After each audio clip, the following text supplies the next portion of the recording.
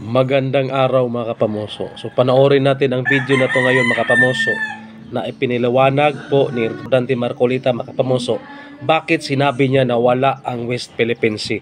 Sa sobrang nag-react naman dyan, panoorin po ninyo ang buong video na ito.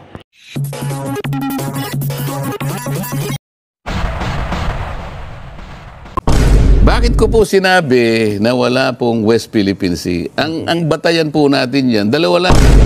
Meron pong tinatawag na International Hydrographic Organization, IHO. At meron din parang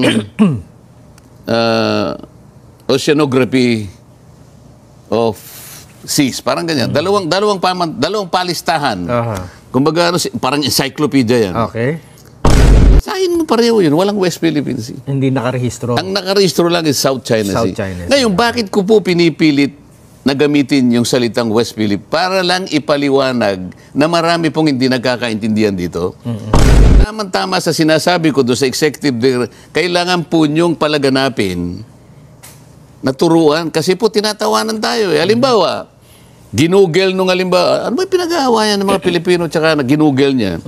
Hinahanap niya sa yung West Philippine. Hindi niya makikita eh. Sino pinagtatawanan? Tayo. Hindi na po natin kailangang pangalanan. Atin po talaga. Uulitin ko po yun. Kahit na po hindi natin pangalanan, atin po talaga yan. At huwag nating isusurrender yan. Huwag po nyo sasabihin na ako'y traitor. Nilagyan lang po natin ang pangalan. Sinasabi ko, hindi na po kailangan sapagkat wala po, hindi kinikilala. Dapat pinarehistro natin doon sa mga international organization na silang gumagawa ng mga pangalan ng karagatan.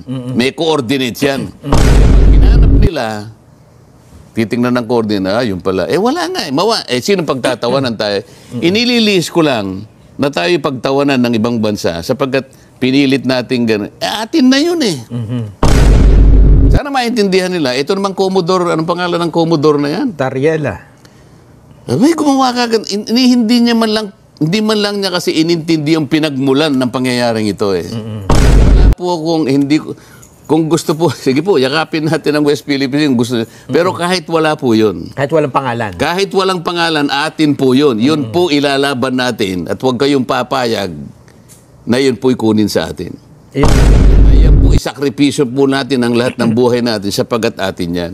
Huwag na po natin pagtalunan. Talagang wala kayong makikitang West Philippine Sea. Sa pangalan. Ito naman kasi nagpalala nito. Etong Tariela na ito, Commodore pa naman ng Philippine Coast Guard ba ito? Coast Guard.